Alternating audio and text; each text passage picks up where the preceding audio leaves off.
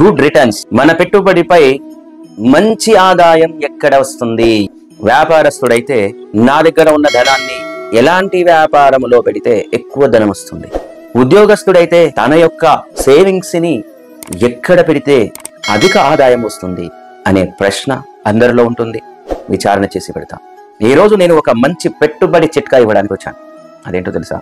బయట పెట్టే పెట్టుబడిలో వచ్చే పర్సంటేజ్ కంటే భగవంతుడి సేవలో పెట్టే పెట్టుబడికి అనంత కోటి రెట్లతో వెనక్కి లాభం వస్తుంది. ఈ యొక్క శరీరమే శాశ్వతము కాదు.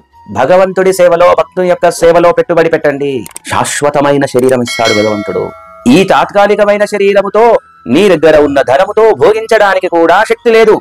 అంటే ఈ శరీరముతో భోగించాలి అన్న పరిమితి ఉంది.